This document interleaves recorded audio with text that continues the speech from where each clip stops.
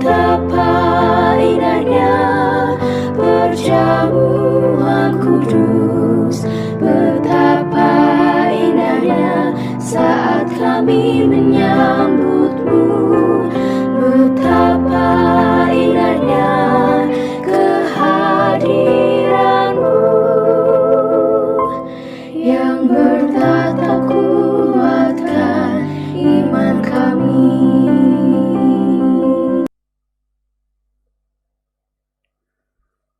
Tuhan bersamamu dan bersama rohmu. Inilah Injil suci menurut Lukas. Dimuliakanlah Tuhan.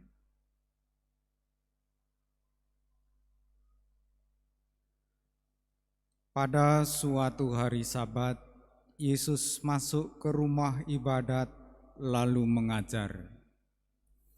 Di situ ada seorang yang mati tangan kanannya. Ahli-ahli Taurat dan orang-orang Farisi mengamati Yesus, kalau ia menyembuhkan orang pada hari Sabat, agar mereka dapat alasan untuk menyalahkan Dia. Tetapi Yesus mengetahui pikiran mereka, Ia berkata kepada orang yang mati tangan kanannya, "Bangunlah dan berdirilah di tengah." Maka bangunlah orang itu dan berdiri di tengah. Lalu Yesus berkata kepada mereka, "Aku bertanya kepada kalian, manakah yang diperbolehkan pada hari Sabat, berbuat baik atau berbuat jahat, menyelamatkan orang atau membinasakannya?" Sesudah itu Yesus memandang sekeliling mereka. Sesudah itu Yesus memandang keliling kepada mereka semua, lalu berkata kepada orang sakit itu, "Ulurkanlah tanganmu." Orang itu mengulurkan tangannya dan sembuhlah ia. Maka meluaplah amarah ahli-ahli Taurat dan orang-orang Farisi. Lalu mereka berunding bagaimana mereka dapat melakukan atau menyalahkan Yesus. Demikianlah sabda Tuhan. Terpujilah Kristus.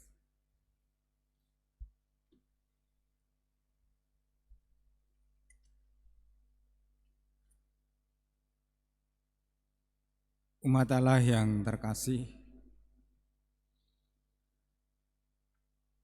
ketika menulis surat kepada jemaat di Kolose, Rasul Paulus sedang masuk penjara karena ia mewartakan Injil. Ketika dalam penjara itulah Rasul Paulus meneguhkan jemaat di Kolose dan di jemaat-jemaat lain.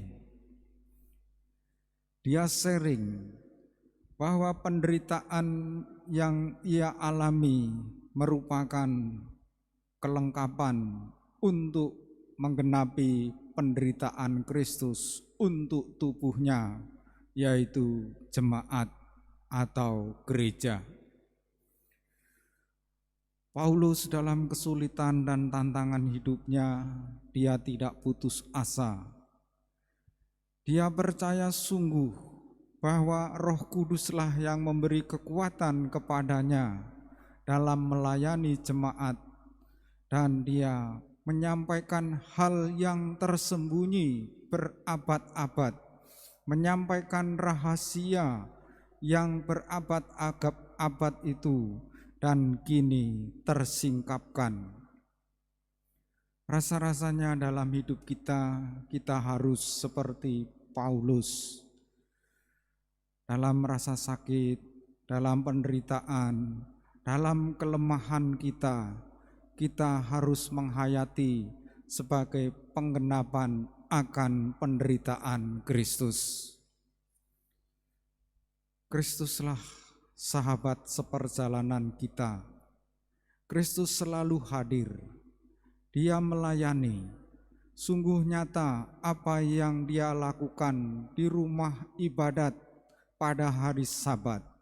Yesus menyembuhkan seseorang yang tangannya mati sebelah.